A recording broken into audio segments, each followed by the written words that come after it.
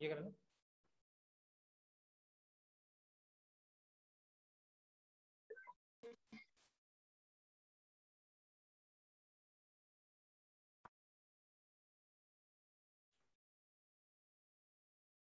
Good morning बेटा। Good morning student. Good morning morning बेटा। आवाज आ रही है बेटा मेरी आपके पास में? Yes sir. Yes sir. Connect करो बेटा, कनेक्ट करो ना।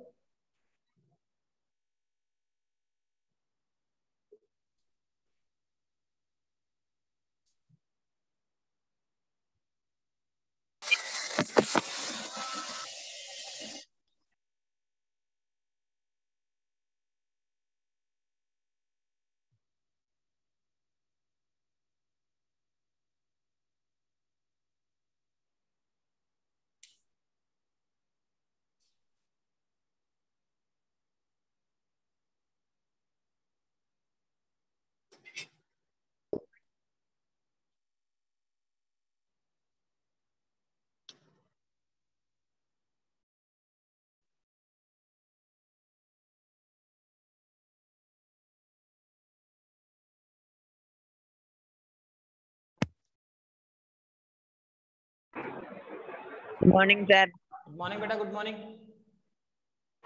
बस सैटरडे का ऑफ मिल गया था आपको? यस सर, मजे आ गए। हाँ, मुझे ध्यान था कि ऐसा ही होने वाला है बेटा, ध्यान रखो। सडनली ऑफ मिलता है ना तो अच्छा लगता है ना। तो आपको मैसेज कब मिला क्लास ऑफ का? अब मजे लेने वाले बोल नहीं रहे क्या बेटा? क्लास में आने के बाद में पता चला था। चलो कोई बात नहीं बेटा। सर ने बताया था। हाँ, वो सडनली फंक्शन था ना फैमिली में, प्रपोजल किया। चलो बेटा कंटिन्यू करें टॉपिक को। आज स्टूडेंट कम जुड़ रहे। चलो बेटा कंटिन्यू करते हैं ना, फिर जुड़ते रहेंगे।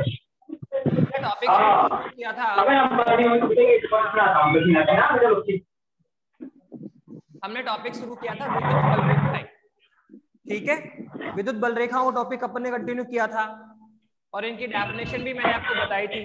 विद्युत बल रेखाएं से हम क्या समझते हैं, इनकी डेफिनेशन बताई थी ना, तो नहीं किया था।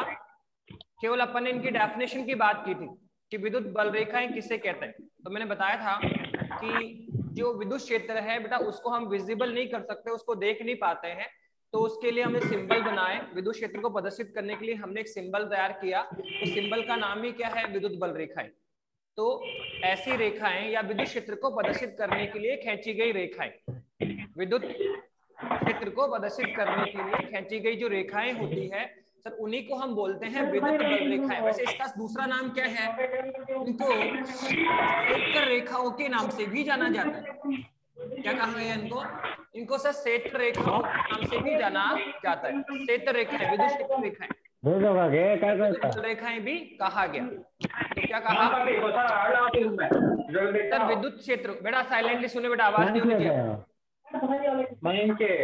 विद्युत क्षेत्र को प्रदर्शित करने के लिए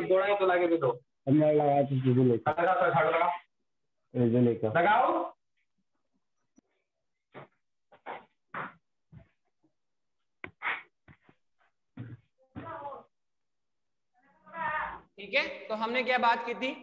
विद्युत क्षेत्र को प्रदर्शित करने के लिए जो हम बल रेखाएं खींचते हैं उन्हीं को हम विद्युत बल रेखाएं कहते हैं, या उनको चालू वाला जब मोबाइल में ये भी आता है, क्वेश्चन ये भी आता है कि सर इनको विद्युत बल रेखाएं क्यों कहा जाता है?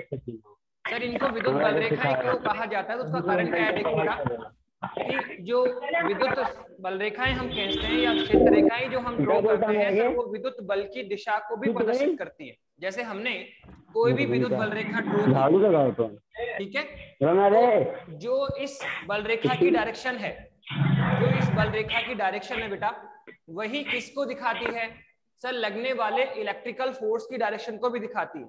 ये जो विद्युत बल रेखा है सर, वो विद्युत बल की दिशा को भी प्रदर्शित करती है, इसलिए हम इसको विद्युत बल रेखाओं के नाम से भी जानते हैं। ठीक है, कई बार क्वेश्चन आता है कि क्षेत्र रेखाओं को विद्युत बल रेखाएं क्यों कहा गया? तो उसका सिंपल सा आंसर होता है कि जो क्षेत्र रेखाएं होती है वो आरोपित विद्युत बल की दिशा को भी प्रदर्शित करती है। जो आरोपित विद्युत बल है उसकी दिशा को भी ये प्रेजेंट करती है, इसलिए उनको विद्युत बल रेखाओं के नाम से जाना गया। तो विद्युत क्षेत्र को प्रदर्शित करने के लिए खींची गई रेखाएं विद्युत क्षेत्र रेखाएं कहलाती है, क्योंकि ये क्षेत्र रेखाएं विद्युत बल की दिशा को प्रदर्शित करती है, इनको इसलिए इनको विद्युत बल रेखाओं के नाम से भी जाना जाता है। ओके, अब हम इनकी प्रॉपर्टीज पर आते हैं। क्या कहा, इनकी प्रॉपर्टीज पर आ जाओ। तो प्रॉपर्टीज क्या है, देखो सिंपल सा है। पहली प्रॉपर्टीज, फर्स्ट प्रॉपर्टीज बहुत सिंपल है कि अगर कोई पॉजिटिव आवेश है, अगर कोई पॉजिटिव आवेश है तो उसके कारण जो विद्युत बल रेखाएं होती है वो सदैव बाहर की ओर निकलती है। धन आवेश के कारण जो विद्युत बल रेखाएं हैं सर वो सदैव आउटवर्ड डायरेक्शन में होती है, बाहर की ओर निकलेगी। ये पहली प्रॉपर्टी कि धनावेश के कारण विद्युत बल रेखाएं सदैव बाहर की ओर निकलती है। ओके, सेकंड प्रॉपर्टी ये है कि सर अगर कोई नेगेटिव आवेश हो तो, अगर नेगेटिव आवेश हो तो सर नेगेटिव आवेश के कारण विद्युत बल रेखाएं सदैव अंदर की ओर ट्रेस करती है। नेगेटिव आवेश के कारण जो विद्युत बल रेखाएं हैं सर वो अंदर की ओर आती है, ध्यान रखना। ठीक है, धनावेश में क्या होगा, बाहर की ओर निकलेगी। ऋणावेश में क्या होगा सर, अंदर की ओर आएगी। ओके, नाउ थर्ड प्रॉपर्टीज क्या है सर, थर्ड प्रॉपर्टीज है कि जैसे आपने यहाँ पे पॉजिटिव आवेश रख दिया और सर यहाँ पे नेगेटिव आवेश रख दिया। अब इनकी बल रेखाओं की बात करो कि सर इसकी जो बल रेखा है सर वो कैसे होगी, तो सर ये धनावेश है तो इसके कारण विद्युत बल रेखा बाहर की ओर निकलेगी। वे धनावेश है तो क्या बताया सर, धनावेश के कारण विद्युत बल रेखा सदैव बाहर की ओर निकलती है। ऋणावेश में बल रेखा सदैव अंदर की ओर आती है। तो पहले इसको फोकस करो सर, इसकी विद्युत बल रेखा दिखाओ, सर बाहर की ओर निकलेगी। अब सर इसके बारे में बात करो, सर ये ऋणावेश है तो इसमें बल रेखा क्या सर अंदर की ओर आएगी। तो देखो ये विद्युत बल रेखा बाहर की ओर निकलकर इस ऋणावेश के अंदर की ओर एंटर करेगी। तो हम कह सकते हैं विद्युत बल रेखा सदैव धनावेश से तो क्या होती है, आरंभ हो रही है, और ऋणावेश में इसका क्या होता है, एंड होता है। वैसे देखो इससे बाहर निकली इसके अंदर आई, तो हम ये भी कह सकते हैं कि विद्युत बल रेखा का सदैव धनावेश से आरंभ होता है और ऋणावेश पे इसका क्या होता है, एंड हो जाता है। तो ये इसकी थर्ड प्रॉपर्टी है कि कोई भी जो विद्युत बल रेखा है वो धनावेश से आरंभ होकर ऋणावेश पर क्या होती है, एंड हो जाती है, अंत हो जाता है। किसी भी बल रेखा का धनावेश से आरंभ होकर ऋणावेश पर इसका अंत हो जाता है। ये इसकी थर्ड प्रॉपर्टीज है। तब फोर्थ प्रॉपर्टीज क्या है, फोर्थ प्रॉपर्टीज क्या है, उसने कहा फोर्थ प्रॉपर्टी ये है सर, कोई विद्युत बल रेखा है, सपोज करो ये, ठीक है, तो विद्युत बल रेखा के किसी बिंदु पर, विद्युत बल रेखा के किसी बिंदु पर अगर हम कोई टेंजेंट डालें, विद्युत बल रेखा के किसी बिंदु पर हम क्या डाल दें, टेंजेंट, स्पर्श रेखा डाल दें। सर ये लो इस बिंदु पर टेंजेंट डालो, सर ये डाल दिया। तो इस विद्युत बल रेखा के किसी बिंदु पर जो टेंजेंट या स्पर्श रेखा अगर हम खींचें तो जो ये स्पर्श रेखा की दिशा है, जो ये टेंजेंट है सर वो सदैव विद्युत क्षेत्र की दिशा को रिप्रेजेंट करती है। क्या कहा सर, विद्युत बल रेखा के किसी बिंदु पर अगर हम स्पर्श रेखा डालें तो ये जो टेंजेंट है, ये जो स्पर्श रेखा है सर वो सदैव किसको दिखाती है सर, उस बिंदु पर विद्युत क्षेत्र की तीव्रता की दिशा को रिप्रेजेंट करती है। हम पहले बात कर चुके हैं कि क्षेत्र तीव्रता जो है विद्युत क्षेत्र है या क्षेत्र तीव्रता है सर वो एक वेक्टर क्वांटिटीज होती है, सदिश राशि होती है। ठीक है, तो उसकी दिशा कौन दिखाएगा सर, विद्युत बल रेखा के किसी बिंदु पर अगर हम टेंजेंट डाल दें तो वो जो टेंजेंट है, जो स्पर्श रेखा है सदैव उस बिंदु पर विद्युत क्षेत्र की तीव्रता की दिशा को रिप्रेजेंट करती है। तो क्या चार प्रॉपर्टी समझ में आ गई है क्या। नंबर 1 क्या है सर, धनावेश के कारण विद्युत बल रेखाएं बाहर की ओर निकलती है। नंबर 2 सर, ऋणावेश के कारण विद्युत बल रेखाएं अंदर की ओर आती है। नंबर 3 ठीक है, कोई भी विद्युत बल रेखा धनावेश से आरंभ होकर ऋणावेश पे एंड हो जाती है। नंबर 4 सर, विद्युत बल रेखा के किसी बिंदु पर यदि हम टेंजेंट डालें, क्या करें बेटा, टेंजेंट डालें तो उस बिंदु पर जो स्पर्श रेखा है वो उस बिंदु पर विद्युत क्षेत्र की तीव्रता की दिशा को प्रदर्शित करती है। 5th नंबर पे आ जाओ बेटा, 5वें नंबर पे आ जाओ। क्या है 5वें नंबर की अगर हम बात करें तो हम क्वेश्चन में हम कहेंगे सर कोई भी दो विद्युत बल रेखाएं, कोई भी दो विद्युत बल रेखाएं क्या आपस में प्रतिच्छेदित हो सकती है क्या। कोई भी जो विद्युत बल रेखाएं हैं, दो विद्युत बल रेखाएं हैं, क्या सर वो आपस में प्रतिच्छेदित हो सकती हैं क्या। ठीक है, तो हमारा क्वेश्चन होगा सर नहीं। ये क्वेश्चन बहुत बार आता है कि कोई दो विद्युत बल रेखाएं क्या आपस में क्रॉस कर सकती हैं क्या, तो हमारा आंसर होगा नहीं, कोई भी दो विद्युत बल रेखाएं आपस में प्रतिच्छेदित नहीं हो सकती है। पर क्वेश्चन ये भी बनता है सर क्यों नहीं प्रतिच्छेदित हो सकती, ये क्वेश्चन भी एग्जाम में आता है। दो विद्युत बल रेखाएं आपस में प्रतिच्छेदित नहीं होती, समझ में आया।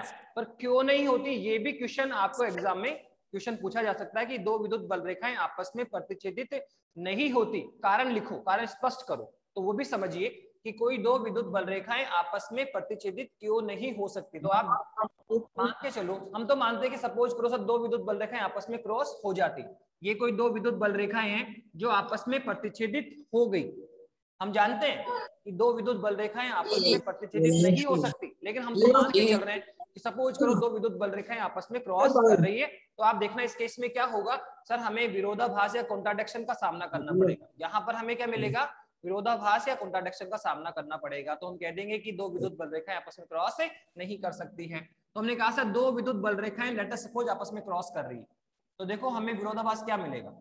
आप देखो एक बिंदु, वो उस बिंदु का चुनाव करो जहां पर ये दोनों आपस में क्रॉस कर रही है। हमने कहा दो विद्युत बल रेखाएं आपस में कट कर रही है, तो एक प्रतिच्छेदन बिंदु मिलेगा हमें।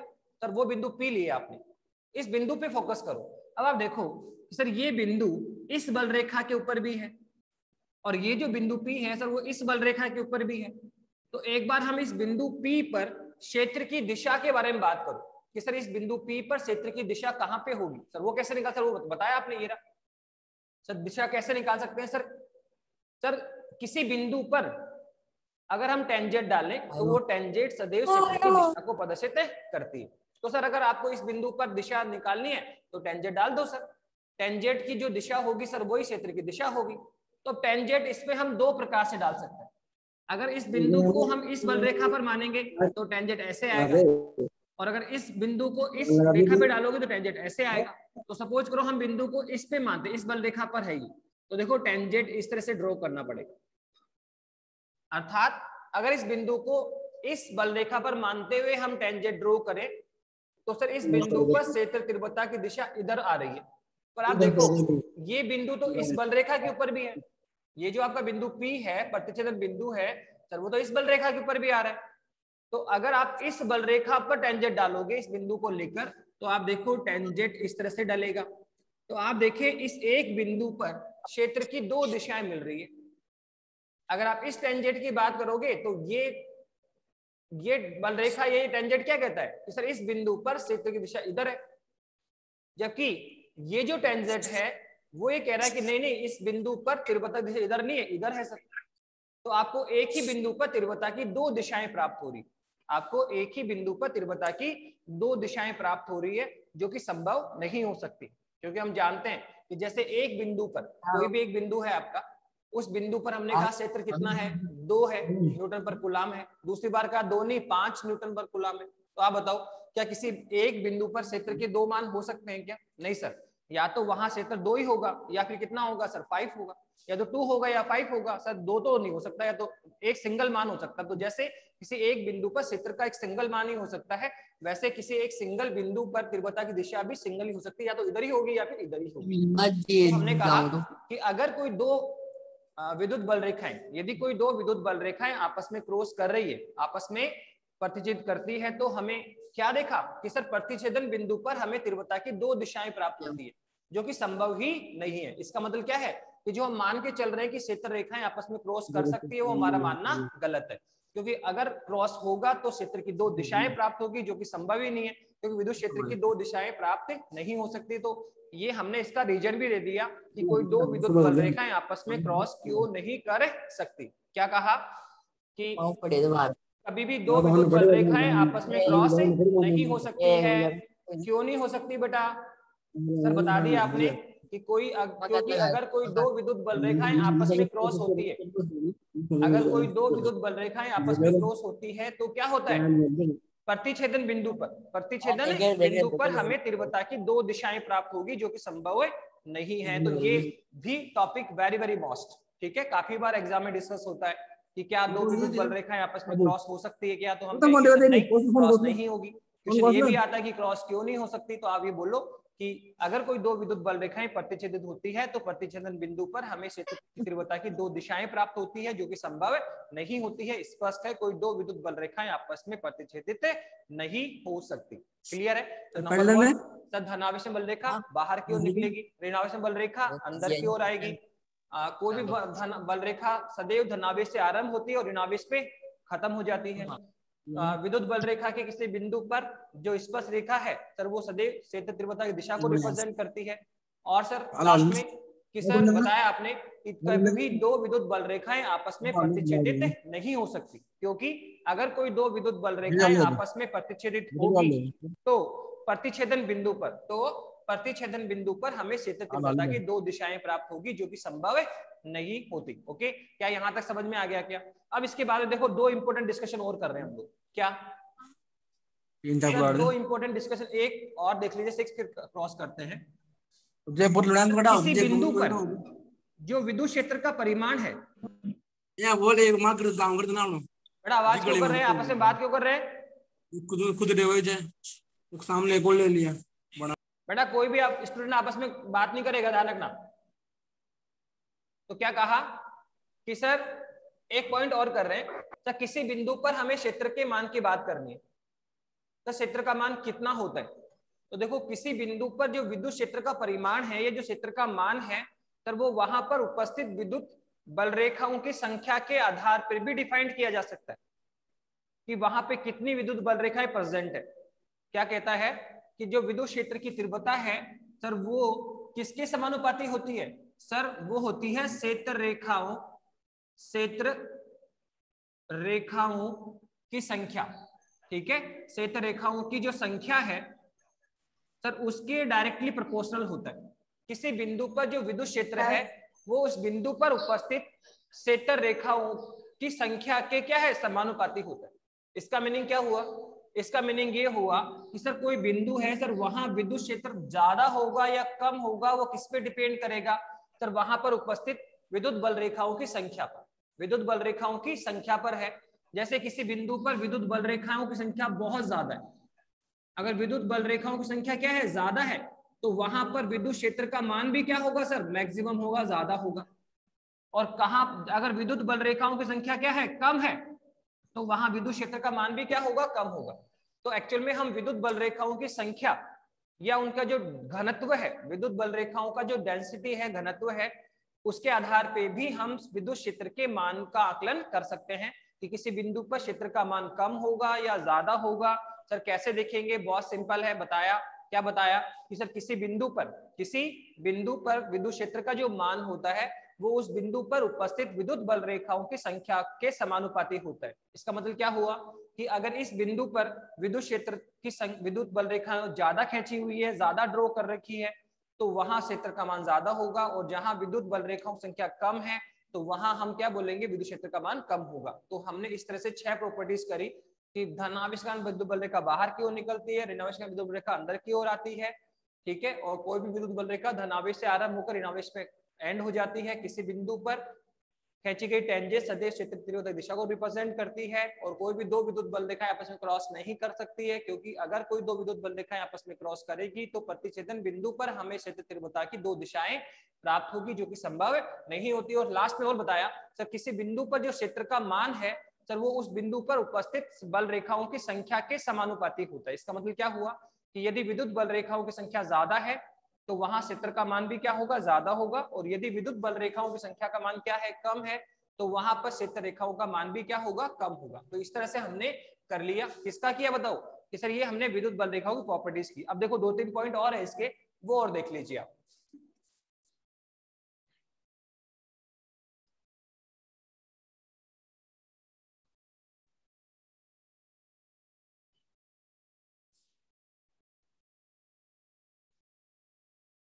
देखिए क्या है 7 नंबर। देखिए 7 नंबर क्या होता है?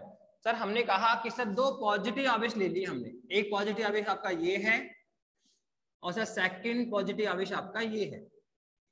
अब हमें इन दोनों को देखना है कि दो पॉजिटिव आवेश है सर, हम इन दोनों को देखना चाह रहे हैं। तो सर इनमें विद्युत बल रेखाएं ड्रॉ करो, उनका कैसा स्ट्रक्चर होगा, वो कैसे दिखेगी हमें? तो सिंपल है सर ये पॉजिटिव है तो विद्युत बल रेखा बाहर की ओर निकलेगी। ओके, तो और सर ये भी पॉजिटिव है तो विद्युत बल रेखा बाहर की ओर निकलेगी। पर आप देखो ये सेम नेचर के हैं क्या? ये भी पॉजिटिव और ये भी पॉजिटिव है, और हम जानते हैं कि कोई भी दो पॉजिटिव आवेश हो या समान प्रकृति के आवेश हो तो सर उनमें रिफ्लेक्शन पाया जाता है, प्रतिकर्षण बल पाया जाता है। वो दोनों आवेश एक दूसरे को क्या करेंगे सर, प्रतिकर्षित करेंगे, बाहर की ओर धक्का मारेंगे। ठीक है, तो देखो ये जो चार्ज है Q सर, ये इसको रिफ्लेक्ट करेगा, बाहर की ओर धक्का मारेगा, और सर ये आवेश प्लस Q सर, ये इसको रिफ्लेक्ट करेगा, बाहर को धक्का मारेगा। कुल मिला के ये बल रेखा इसको धक्का मारेगी, ये बल रेखा इसको धक्का मारेगी, तो कुल मिला के विद्युत बल रेखाएं बाहर की ओर ऐसे घूम जाएगी, ऐसे इस तरह से घूमेगी, टर्न करेगी, ऐसे टर्न कर जाएगी। ये इसको फोर्स कर रहा है बाहर की ओर, तो सर ये विद्युत बल रेखा ऐसे बाहर की ओर घूमेगी इस तरह से। तो आप देख रहे हैं क्या हो रहा है कि सर अगर समान प्रकृति के आवेश हो, क्या हो सर, समान प्रकृति के आवेश हो, तो विद्युत बल रेखाएं बाहर की ओर फैलने का प्रयास कर रही है। बाहर की ओर देखो फैल गई, क्योंकि ये इसको रिफ्लेक्ट करेगा, ये इसको रिफ्लेक्ट करेगा, तो प्रतिकर्षण के कारण विद्युत बल रेखाएं किधर चली गई सर, बाहर की ओर फैलने का प्रयास कर रही है। सर क्या कर रही है सर, बाहर की ओर फैल रही है। किधर सर, लंबाई के लंबवत। देखो ये है लंबाई, ये है दोनों आवेशों को मिलाने वाला पथ, तो लंबाई के लंबवत, देखो ये लंबाई के लंबवत दिशा में फैल रही है सर, लंबाई के लंबवत फैलने का प्रयास कर रही है। कब, अगर दोनों आवेश क्या है सर, समान प्रकृति के हैं। तो यहां से हमने एक इंपॉर्टेंट रिजल्ट निकाला कि अगर, देखो क्या देखा कि अगर समान प्रकृति के आवेश होंगे तो उनमें क्या होगा, प्रतिकर्षण होगा, और प्रतिकर्षण होगा तो बल रेखा देखो क्या करेगी, धक्का मारेगी, तो ये लंबाई के लंबवत फैलने का प्रयास करेगी। तो हमने कहा समान प्रकृति के आवेश में प्रतिकर्षण होता है, और प्रतिकर्षण अगर होगा तो बल रेखाएं बाहर की ओर फैल जाएगी, लंबाई के लंबवत फैल जाएगी। अब इसको उल्टा बोलो, आपने क्या कहा, आवेश क्या है, समान प्रकृति के हैं, तो बल कैसा होगा, प्रतिकर्षण होगा, और बल रेखाएं किधर होगी सर, बाहर की ओर फैलेगी, या लंबाई के लंबवत फैलने का प्रयास करेगी। तो इसको उल्टा बोला जाता है, क्या कि हमें नहीं पता कि ये आवेश किस नेचर के, हम तो ये ड्राइंग देखकर बोलेंगे कि विद्युत बल रेखाओं की ड्राइंग कैसे, तो विद्युत बल रेखाएं क्या है बताओ सर, लंबाई के लंबवत फैल रही है। तो लंबाई के लंबवत अगर विद्युत बल रेखाएं फैल रही है, तो दोनों आवेशों के मध्य कौन सा बल होगा, प्रतिकर्षण होगा, और दोनों की प्रकृति कैसी होगी सर, समान होगी। तो हम इसको उल्टा बोलते हैं कि यदि किसी आवेश युग्म के लिए, यदि किसी आवेश युग्म के लिए विद्युत बल रेखाएं, यदि किसी आवेश युग्म के लिए विद्युत बल रेखाएं लंबाई के लंबवत फैलने का प्रयास करे, लंबाई के लंबवत फैलने का प्रयास करे, तो हम कहेंगे कि विद्युत बल रेखाएं, यदि किसी आवेश युग्म के लिए विद्युत बल रेखाएं लंबाई के लंबवत फैलने का प्रयास करे, तो दोनों आवेश समान प्रकृति के होंगे, और दोनों के मध्य कौन सा बल लगेगा बेटा, प्रतिकर्षण प्रकृति का बल लगेगा। कौन सा बल लगेगा बेटा, प्रतिकर्षण प्रकृति का बल लगेगा। तो ये 7 नंबर की प्रॉपर्टीज थी कि अगर विद्युत बल रेखाएं लंबाई के लंबवत फैलने का प्रयास करी, तो दोनों आवेश समान प्रकृति के होंगे, और उनके मध्य कौन सा बल लगेगा बेटा, प्रतिकर्षण प्रकृति का बल लगेगा। कौन सा बल लगेगा, प्रतिकर्षण प्रकृति बल लगेगा। अब 8 नंबर देखो आप क्या, 8 नंबर देखे तो क्या है, तो आप देखो कि सर अगर जो चार्ज है प्लस क्यू, और ये कौन है माइनस क्यू चार्ज है, प्लस क्यू और कौन है माइनस क्यू चार्ज है, तो सर इसमें आप क्या देख रहे हैं कि सर अब इसका स्ट्रक्चर देखो एक बार, तो सर ये अपोजिट नेचर के हैं, ये पॉजिटिव और ये क्या है नेगेटिव है।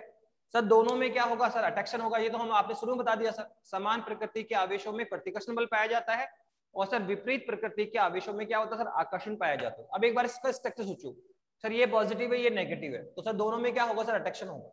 दोनों में क्या होगा सर, अट्रैक्शन होगा, दोनों एक दूसरे की ओर पास क्लोज आएंगे, दोनों एक दूसरे के पास आएंगे। तो बताइए जैसे ये दोनों एक दूसरे के पास आएंगे, जैसे एक दूसरे के पास आते हैं, तो देखो ये बल रेखा क्या है, ऐसे संकुचित होगी, बल रेखा इस तरह से संकुचित होगी, ऐसे संकुचित होने का प्रयास करेगी, लंबाई के लंबवत ऐसे संकुचित, दो पास पास आएंगे तो ये दोनों संकुचित होंगे ना। ये बल रेखा जो सीधी है सर वो क्या हो जाएगी, थोड़ी क्रॉस हो जाएगी, टेढ़ी हो जाएगी। क्या कहा कि सर, हमने क्या कहा कि कोई भी दो ये बल रेखाएं आपकी है, तो इसमें आप देखो क्या है,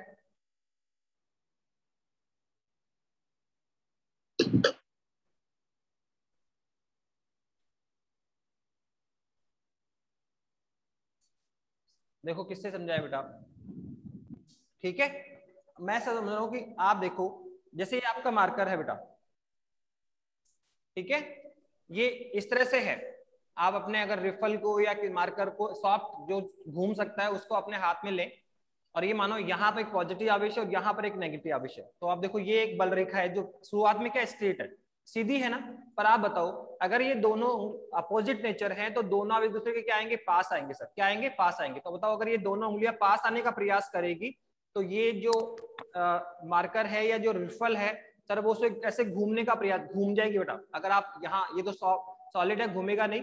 अगर रिफल लें और दोनों उंगलियों को फोर्स करें, दोनों उंगलियों को पास लेकर आएंगे तो वो रिपल ऐसे घूम जाती है बेटा, क्या करती है, ऐसे घूम जाती है।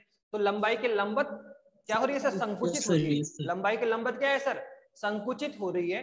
तो दैट्स ऑल। तो ये हमने कहा कि अगर कोई दो आवेश अपोजिट नेचर के हैं तो दोनों में क्या होगा, आकर्षण होगा। दोनों में क्या होगा बेटा, आकर्षण होगा। और आकर्षण है तो दोनों एक दूसरे के पास आएंगे, और पास आएंगे तो क्या होगा सर, ये जो विद्युत बल रेखा है सर वो संकुचित होने का प्रयास करेगी। देखो यहाँ पे क्या होता है, फैलने का प्रयास कर रही है, बाहर की ओर फैल रही है, और यहाँ क्या हो रहा है, संकुचित हो रही।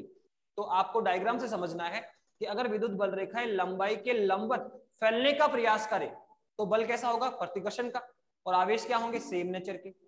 पर अगर विद्युत बल रेखाएं लंबाई के लंबवत संकुचित होने का प्रयास करे, क्या करे, संकुचित होने का प्रयास करे, तो क्या कहेंगे कि सर यहाँ दोनों आवेश विपरीत नेचर के होंगे और दोनों के मध्य कैसा होगा, आकर्षण प्रकृति का बल होगा। तो ये दो इंपॉर्टेंट डिस्कशन और है बेटा, डायग्राम भी बना सकता है आपको कि समान नेचर के आवेशों के लिए जो विद्युत बल रेखाएं हैं उनका आरेख ड्रॉ करो, विपरीत नेचर के आवेशों के लिए ड्रॉ करो। तो बुक में और भी अच्छे से बना रखा है, तो जितने भी डायग्राम मैंने बनाए ये सारे डायग्राम आपको बुक में भी मेंशन मिलेंगे, आपको सारे डायग्राम पता होने चाहिए। तो ये दोनों इंपॉर्टेंट डायग्राम भी आप बनाने भी आना सीखो, और इनको डायग्राम बना हुआ आ जाएगा तो आइडेंटिफाई करने के लिए बोल देगा कि बताओ आवेश समान नेचर के हैं या विपरीत नेचर के हैं, बताओ फोर्स प्रतिकर्षण का है कि आकर्षण का है। वैसे तो हम जानते हैं कि समान प्रकृति में प्रतिकर्षण होता है, विपरीत प्रकृति में आकर्षण होता है, पर देखो यहाँ ये नेचर नहीं लिखेगा, ये प्लस प्लस नहीं लिखेगा, बोलेगा ऐसा डायग्राम बताओ क्या होगा। तो अगर बल रेखाएं लंबाई के लंबवत फैलने का प्रयास कर रही है तो प्रतिकर्षण और समान प्रकृति की, और यदि बल रेखा लंबाई के लंबवत संकुचित होने का प्रयास करे तो अपोजिट नेचर, और आकर्षण बल कैसा होगा, आकर्षण का होगा। तो ये हमने विद्युत बल रेखाओं के बारे में बात की। विद्युत क्षेत्र को तो प्रदर्शित करने के लिए खींची गई जो रेखाएं होती है सर उनको क्षेत्र रेखाएं कहा जाता है, क्योंकि ये क्षेत्र रेखाएं विद्युत बल की दिशा को प्रदर्शित करती है, इसलिए इनको विद्युत बल रेखाएं भी कहा जाता है। सर प्रॉपर्टीज क्या है, बता दिया, धन आवेश कारण बल रेखाएं बाहर निकलती है, ऋण आवेश में बल रेखाएं अंदर की ओर आती है, कोई बल रेखा सदैव धनावेश से आरंभ होकर ऋणावेश में खत्म हो जाती है। विद्युत बल रेखा के किसी बिंदु पर अगर हम टेंजेंट खींचे तो वो सदैव उस बिंदु पर क्षेत्र तीव्रता की दिशा को प्रदर्शित करती है। कोई भी दो विद्युत बल रेखाएं आपस में प्रतिच्छेदित नहीं हो सकती है, क्योंकि अगर कोई दो विद्युत बल रेखाएं आपस में प्रतिच्छेदित होगी तो उस बिंदु पर हमें क्षेत्र तीव्रता की दो दिशाएं प्राप्त होगी, जो कि संभव नहीं होती है। और किसी बिंदु पर जो क्षेत्र तीव्रता का मान है वो उस बिंदु पर उपस्थित विद्युत बल रेखाओं की संख्या के समानुपाती होता है, अर्थात बल रेखाएं वहां पे ज्यादा है तो क्षेत्र का मान भी क्या होगा, ज्यादा। और वहां पे अगर बल रेखाएं हमने कम खींच रखी है तो इसका मीनिंग क्या हुआ कि वहां क्षेत्र का मान भी क्या है, कम। और लास्ट में दो बताई दी आपको कि यदि विद्युत बल रेखाएं लंबाई के लंबवत फैलने का प्रयास करें तो समान प्रकृति और प्रतिकर्षण बल, और यदि विद्युत बल रेखाएं लंबाई के लंबवत संकुचित होने का प्रयास करे तो आकर्षण बल, और प्रकृति कैसी होगी सर, विपरीत प्रकृति के आवेश होंगे। तो ये है टॉपिक विद्युत बल रेखाएं क्या है, उनकी प्रॉपर्टीज। तो बेटा देखो ये पूरा 2 नंबर में आ सकता है कि विद्युत बल रेखा को परिभाषित करो, उनकी प्रॉपर्टीज लिखो, ठीक है। या ऐसे मानो कि कोई भी प्रॉपर्टीज आधे नंबर में 1 नंबर में आ सकती है। जैसे ये क्वेश्चन कर लिया कि विद्युत बल रेखा के किसी बिंदु पर खींची गई टेंजेंट किसको रिप्रेजेंट करती है, क्षेत्र तीव्रता की दिशा को। क्या कोई दो विद्युत बल रेखा आपस में क्रॉस कर सकती है, तो बोलोगे नहीं। क्यों नहीं कर सकती, क्योंकि सर क्रॉस होगा तो प्रतिच्छेदन बिंदु पे तीव्रता की दो दिशाएं प्राप्त होगी। धनावेश बल रेखा बाहर की ओर निकलती है, ऋणावेश बल रेखा किधर निकलती है सर, अंदर की ओर आती है, ठीक है। इस पे क्वेश्चन आ जाएगा, इस पे मतलब एवरी प्रॉपर्टीज पे आधे नंबर से 1 नंबर क्वेश्चन क्रिएट हो सकता है। बाकी अगर पूरा कंप्लीट आपको डिस्कशन होगा कि विद्युत बल रेखाएं क्या है, इनकी प्रॉपर्टीज लिखो, तो फिर वो 2 नंबर में आ जाएगा। कई बार क्वेश्चन ऐसे भी आता है कि विद्युत बल रेखा की कोई 2 प्रॉपर्टीज लिखो, कोई 3 प्रॉपर्टीज लिखो, तो आधे से 1 नंबर में कोई ऐसा क्वेश्चन भी आ सकता है। तो वहां कोई भी आप 2 या 3 प्रॉपर्टीज आप जितनी पूछिए कोई आप लिख सकते हैं, ठीक है। अब अपन नेक्स्ट टॉपिक पे चलते हैं, और नेक्स्ट टॉपिक है हमारा इलेक्ट्रिकल डाइपोल। क्या है, विद्युत द्विध्रुव किसे कहते हैं, इलेक्ट्रिकल डाइपोल कौन है, फिर द्विध्रुव आघूर्ण की बात करेंगे, और फिर द्विध्रुव के कारण, विद्युत द्विध्रुव के कारण क्या निकालेंगे, क्षेत्र तीव्रता निकालेंगे। कहां पर निकाल, उसके अक्ष पर तीव्रता निकालेंगे, उसके निरक्ष पर तीव्रता निकालेंगे, ठीक है। तो नेक्स्ट टॉपिक क्या है, इलेक्ट्रिकल डाइपोल। विद्युत द्विध्रुव से आप क्या समझते हो, द्विध्रुव आघूर्ण से आप क्या समझते हो, और किसी इलेक्ट्रिकल डाइपोल या विद्युत द्विध्रुव के कारण, विद्युत द्विध्रुव के कारण हमें क्या निकालनी है सर, क्षेत्र तीव्रता की क्षेत्र तीव्रता निकालेंगे सर कहां पे सर, डाइपोल के अक्ष पे और डाइपोल के निरक्ष पर। तो नेक्स्ट टॉपिक देखो क्या है,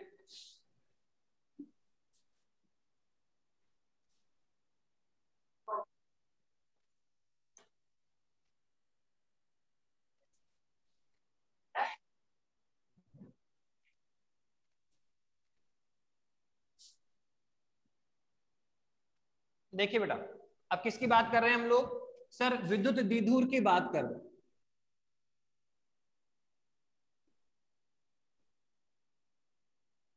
विद्युत द्विध्रुव से हम क्या समझते हैं? क्या कहा?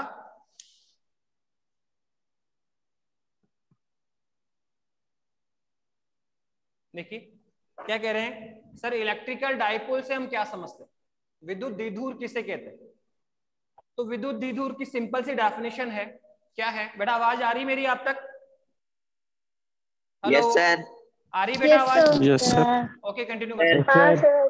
तो क्या कहा सर, इलेक्ट्रिकल डाइपोल से हम क्या समझते हैं? सर विद्युत द्विध्रुव से हम क्या समझते हैं? तो बहुत सिंपल है, तो इलेक्ट्रिकल डाइपोल एक्चुअल में दो आवेशों का पेयर होता है। विद्युत द्विध्रुव क्या है बेटा?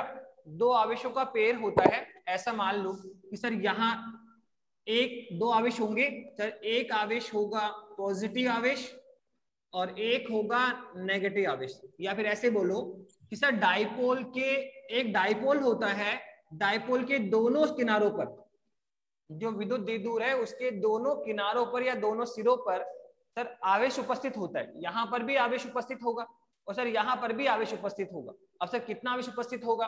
तो देखो सिंपल सा है सर, यहां पर भी आवेश Q और यहां पर भी आवेश Q, दोनों सिरों पर उपस्थित आवेश का परिमाण कितना होता है? समान होता है। द्विध्रुव के दोनों सिरों पर जो उपस्थित आवेश है सर, उसका परिमाण क्या होता है सर?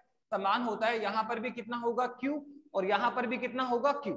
दोनों पर आवेश की मात्रा क्या होती है? समान। अगर यहाँ पे 2 माइक्रोकूलम है तो सर यहाँ भी 2 माइक्रोकूलम, अगर यहाँ पे 4 माइक्रोकूलम है तो यहाँ पर भी 4 माइक्रोकूलम। तो द्विध्रुव के दोनों सिरों पर उपस्थित आवेश का परिमाण क्या होता है? समान होता है। लेकिन एक कंडीशन है कि आवेश का जो नेचर है सर वो अपोजिट होता है। यहाँ पे +Q और यहाँ पे क्या होगा? -Q। द्विध्रुव के दोनों सिरों पर उपस्थित आवेश परिमाण में तो समान होता है, लेकिन उसकी प्रकृति क्या होती है सर? विपरीत होती है। उसका नेचर क्या होता है? विपरीत होता है। अगर एक पॉजिटिव है तो दूसरा क्या होगा? नेगेटिव। जैसे यहाँ पे +2 माइक्रोकूलम तो यहाँ पे -2 माइक्रोकूलम होगा। अगर +4 माइक्रोकूलम है तो यहाँ पे -4 माइक्रोकूलम होगा। तो द्विध्रुव के दोनों सिरों पर उपस्थित आवेश परिमाण में समान तथा प्रकृति में विपरीत होता है। पर सर इसके अलावा भी कोई कंडीशन है? हाँ, इसके अलावा कंडीशन है कि सर ये जो द्विध्रुव है सर वो एक दूसरे से अल्प दूरी पर रखे होते हैं। इन दोनों की जो बीच की डिस्टेंस है वो बहुत ही कम होती है। अपन बहुत ज्यादा डिस्टेंस, ऐसे नहीं कि हमने दो आवेश का पेयर ले लिया और उनको बहुत ज्यादा डिस्टेंस पे ले जाके रख दिया तो वो डाइपोल नहीं बना पाएगा। डाइपोल बनाने की एक सेकंड कंडीशन और है सर। क्या? तो सेकंड कंडीशन ये है कि डाइपोल के दोनों आवेशों के बीच की जो डिस्टेंस है, जो दोनों आवेशों के बीच की दूरी है सर, वो बहुत कम होनी चाहिए। ठीक है, तो डाइपोल की कंडीशन पता होनी चाहिए। बता, डेफिनेशन तो हम बना लेंगे। कंडीशन क्या क्या है बताओ? कि द्विध्रुव के दोनों सिरों पर जो उपस्थित आवेश है परिमाण में क्या है? समान। प्रकृति में क्या है? विपरीत। साथ में क्या देखा कि सर दोनों आवेशों के जो मध्य की डिस्टेंस है सर वो बहुत कम होनी चाहिए। दोनों आवेशों के मध्य दूरी बहुत कम होनी चाहिए। ठीक है, तो आप देखो अब अपन परिभाषा बना लेंगे। ये जो सिस्टम है, इस अरेंजमेंट का नाम ही क्या है? इलेक्ट्रिकल डाइपोल विद्युत द्विध्रुव। तो क्या डेफिनेशन हुई, कैसे बनाएंगे? सिंपल सा बना सकते हैं सर हम लोग, इजी गोइंग बना लेंगे। जो कंडीशन है उसको मिक्स करेंगे। देखो क्या है? परिमाण में समान तथा प्रकृति में विपरीत। एक्चुअल में डाइपोल है क्या सर? दो आवेशों का युग्म है, आवेशों का पेयर है। कौन से आवेश? जो परिमाण में समान और प्रकृति में विपरीत है और एक दूसरे से अल्प दूरी पर रखे हुए। तो ये इसकी डेफिनेशन है। क्या? परिमाण में समान तथा प्रकृति में विपरीत। क्या कहा? परिमाण में समान तथा प्रकृति में विपरीत आवेशों का युग्म जो कि एक दूसरे से अल्प दूरी पर रखे होते हैं, जो कि एक दूसरे से अल्प दूरी पर रखे होते हैं सर, इलेक्ट्रिकल डाइपोल कहलाता है। क्या कहा? परिमाण में समान तथा प्रकृति में विपरीत आवेशों का युग्म जो कि एक दूसरे से अल्प दूरी पर रखा होता है सर, क्या कहलाता है सर? इलेक्ट्रिकल डाइपोल कहलाता है सर, विद्युत द्विध्रुव कहलाता है। ओके, अब इसके बाद में सर एक होता है द्विध्रुव आघूर्ण। विद्युत द्विध्रुव आघूर्ण डिनोटेड बाय P। ठीक है सर, ये द्विध्रुव आघूर्ण से क्या समझते हो सर? इलेक्ट्रिकल डाइपोल समझ में आ गया हमें। इलेक्ट्रिकल डाइपोल कौन है सर? परिमाण में समान तथा प्रकृति में विपरीत आवेशों का युग्म जो कि एक दूसरे से अल्प दूरी पर रखे होते हैं सर, क्या कहलाता है सर? इलेक्ट्रिकल डाइपोल कहलाता है। उसके बाद में सर विद्युत द्विध्रुव आघूर्ण कौन है? Denoted by P। तो हमने कहा द्विध्रुव आघूर्ण एक्चुअल में कौन है सर? अगर आपको द्विध्रुव आघूर्ण डिनोटेड बाय P तो कैसे निकालें? तो देखो द्विध्रुव आघूर्ण निकालने का वो सिंपल सा तरीका है कि द्विध्रुव पर उपस्थित आवेश का परिमाण ले लो सर। कौन सा ले? 2 है सर, यहाँ +Q है या माइनस, तो किसी को भी ले लो। परिमाण क्या है? समान है सर। यहाँ Q तो यहाँ पर भी Q है तो किसी भी एक आवेश का परिमाण लो, तो द्विध्रुव पर उपस्थित आवेश का परिमाण तथा और किसको लेना है सर, दोनों आवेशों के मध्य की दूरी भी लेनी है, और दोनों का क्या करना है, प्रोडक्ट करना। दोनों क्या करो, मल्टीप्लाई करो, तो द्विध्रुव पर उपस्थित आवेश का परिमाण तथा दोनों आवेशों के मध्य की दूरी का जो गुणनफल है सर, वही क्या कहलाता है, द्विध्रुव आघूर्ण कहलाता है। तो ये लो डेफिनेशन आ गई द्विध्रुव आघूर्ण की, क्या कि द्विध्रुव पर उपस्थित आवेश का परिमाण तथा दोनों आवेशों के मध्य की दूरी का गुणनफल। क्या कहा, द्विध्रुव पर उपस्थित आवेश का परिमाण तथा दोनों आवेशों के मध्य की दूरी का जो गुणनफल है सर, वही द्विध्रुव आघूर्ण कहलाता है। पूरा लिख सकते हैं कि ये P कौन है आपका सर, सर P है द्विध्रुव आघूर्ण, द्विध्रुव आघूर्ण है सर। Q कौन है सर, सर ये है द्विध्रुव पर उपस्थित आवेश का परिमाण, द्विध्रुव पर उपस्थित आवेश का परिमाण। और सर D कौन है, सर D है दोनों आवेशों के मध्य की दूरी। D कौन है सर, दोनों आवेशों के मध्य की दूरी। तो आई थिंक द्विध्रुव और द्विध्रुव आघूर्ण आपको समझ में आ गया होगा। सर द्विध्रुव तो कौन है सर, परिमाण में समान तथा प्रकृति में विपरीत आवेशों का युग्म जो कि एक दूसरे से अल्प दूरी पर रखे होते हैं, विद्युत द्विध्रुव कहलाता है। सर इसमें द्विध्रुव आघूर्ण डिफाइन करते हैं। सर क्या होता है सर, द्विध्रुव पर उपस्थित आवेश का परिमाण तथा दोनों आवेशों के मध्य की दूरी का गुणनफल द्विध्रुव आघूर्ण कहलाता है, डिनोटेड बाय P। अब हम चाहें सर द्विध्रुव आघूर्ण का मात्रक बना सकते हैं। क्या बनाओगे बेटा, सर मात्रक बनाइए, तो मात्रक बना लीजिए। क्या है सर, P बराबर क्या है सर, Q इंटू डी। तो Q कौन है सर, आवेश है, चार्ज। तो चार्ज का मात्रक क्या होता है सर, कूलाम होता है। क्या होता है सर, कूलाम। तो ये है सर कूलाम इंटू मीटर। तो मात्रक क्या होता है, कूलाम इंटू मीटर। अगर हम चाहें तो सर वीमा भी बना सकते हैं। क्या बना सकते हैं सर, वीमा। तो वीमा बनाइए, बताओ वीमा कितनी आएगी। अगर सर हम वीमा बनाएंगे तो सर वीमा आएगी P बराबर क्या है सर, Q इंटू डी। तो सर D तो डिस्टेंस है, L1 आएगा। सर Q कौन है, आवेश। तो क्या होता है सर, I बराबर क्या है, Q अपॉन T। आवेश प्रवाह की दर क्या है, धारा कहलाती है। तो Q बराबर कितना है सर, ये I इंटू टी, ये हम पहले भी कर चुके। तो I कौन है, करंट। तो क्या होगा, एम्पियर A1, और T कौन है, टाइम। तो A1 T1 कौन है सर, चार्ज A1 T1। तो पुट करें तो सर A1 T1 और इनटू कौन है, डिस्टेंस D। क्या आएगा सर, डिस्टेंस तो दूरी है, तो सर L1। तो कितना आएगा, M0 L1 T1 और A1। ये सर द्विध्रुव आघूर्ण की डायमेंशन बीमा आ गई। ठीक है, अब बात है सर द्विध्रुव आघूर्ण क्या सर वेक्टर क्वांटिटीज है क्या, सर सदिश राशि है क्या, वेक्टर क्वांटिटीज है क्या। तो आप देखो बोलना कि सर वेक्टर क्वांटिटी है सर, आवेश में कोई डायरेक्शन नहीं होती, पर एक्चुअल में ये जो डी है डिस्टेंस नहीं, एक्चुअल डिस्प्लेसमेंट होता है। दोनों आवेशों के मध्य की सीधी दूरी है ये, तो ये it is called displacement.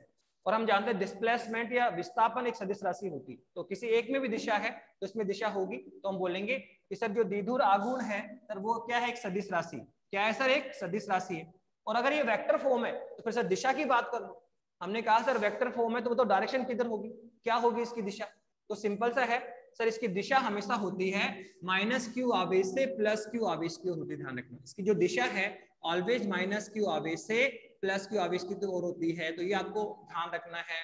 Electrical dipole क्या है, इसकी डेफिनेशन, फिर इलेक्ट्रिकल द्विध्रुव आघूर्ण, फिर सर इसका मात्रक, इसकी बीमा, और लास्ट में इस वेक्टर क्वांटिटी। तो द्विध्रुव आघूर्ण कौन है सर, परिमाण में समान तथा प्रकृति में विपरीत आवेशों का युग्म जो कि एक दूसरे से अल्प दूरी पर रखे होते हैं। सर क्या कहलाता है, द्विध्रुव आघूर्ण कहलाता है सर, डिनोटेड बाय। ठीक है, फिर द्विध्रुव आघूर्ण कौन है सर, द्विध्रुव पर उपस्थित आवेश का परिमाण तथा दोनों आवेशों के मध्य की दूरी का गुणनफल द्विध्रुव आघूर्ण कहलाता है। सर इसे हम P से नोट करते हैं। सर इसका मात्रक क्या है सर, कूलाम इंटू मीटर होता है। उसकी बीमा कितनी है सर, M0 L1 T1 और A1। और लास्ट में बताया सर जो द्विध्रुव आघूर्ण है सर वो एक वेक्टर क्वांटिटीज होती है। क्या है सर, एक सदिश राशि है। अब सर आप बोलो सदिश राशि है फिर दिशा की बात करो। हमने कहा सर सदिश राशि है तो डायरेक्शन की बात करो। तो बताओ डायरेक्शन की बात क्या होगी, बताओ। तो इसकी दिशा हमेशा -q आवेश से +q आवेश की ओर होती है। अब लास्ट में एक चीज आई कि सर इसके कोई एग्जाम्पल भी है क्या, उदाहरण भी है क्या सर। हाँ बिल्कुल इसके उदाहरण है सर। सबसे पहले बोला हमने SCL इलेक्ट्रिकल डाइपोल विद्युत द्विध्रुव आघूर्ण का उदाहरण है। सर कैसे, देखो ये है आपका H+ और सर ये है हमारा Cl-। अब बताओ यहाँ पे आवेश क्या है, +1, यहाँ आवेश क्या है, -1। तो दोनों पर उपस्थित आवेश का परिमाण क्या है, समान। तो यहाँ 1 और यहाँ पर भी 1, पर ये पॉजिटिव और ये क्या है, नेगेटिव है। तो दोनों पर उपस्थित आवेश का परिमाण क्या है, दोनों पर उपस्थित आवेश क्या है सर, परिमाण में समान, और प्रकृति में क्या है सर, विपरीत है। और बताओ क्या ये अल्प दूरी पर है? आप देखो डिस्टेंस जो होती है इसकी आंसर कितनी होती है सर? 1 एंगस्ट्रॉम 2 एंगस्ट्रॉम होती है, बहुत कम होती है। एंगस्ट्रॉम मतलब 10⁻⁻10 मीटर। तो ये दोनों आवेश क्या है सर? परिमाण में